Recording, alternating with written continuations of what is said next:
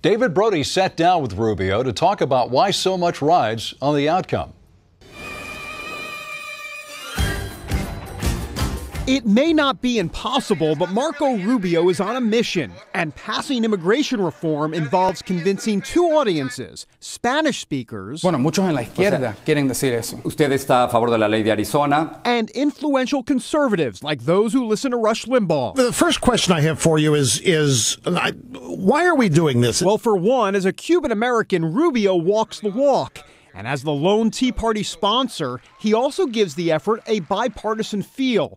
But if he's not satisfied with the final bill, Rubio could walk away. His job, bring conservatives on board. Has this been harder of a sell than you originally thought? You know, the answer to it is yes and no. Well, the easy part is this. He believes a majority of the country would accept illegal immigrants as long as there are penalties that go along with it.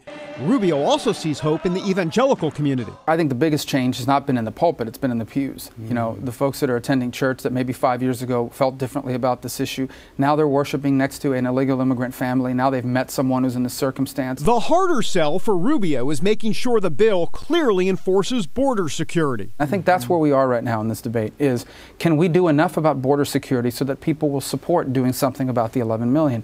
And that's what I'm focused on. That's what I'm working on trying to accomplish. We've gone to my colleagues and what they're saying is, look, we just don't think it's enough. We don't trust the administration, quite frankly, Republican or Democrat.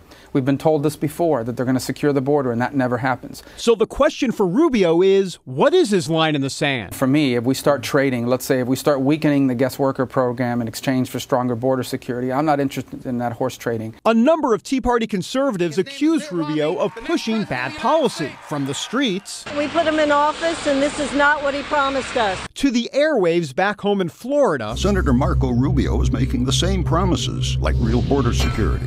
Promise broken. To the ever-powerful talk radio circuit. I can tell you from my radio listeners, they think it's time to stop dividing the Republican Party on this issue with all your good intentions, and I know you have them. Therein lies the political dilemma. Rubio is considered by many to be a GOP frontrunner for president in 2016.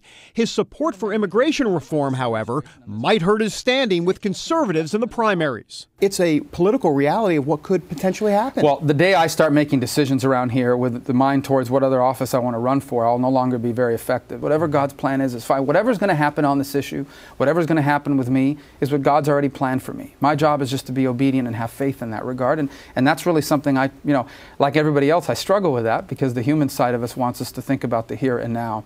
But I think ultimately, if you try to approach every issue in life, from the smallest detail to a big issue like this, with that viewpoint, it gives you a sense of peace and calm about it you wouldn't otherwise have. He's going to need that calming peace during the turbulent days ahead. David Brody, CBN News, Washington.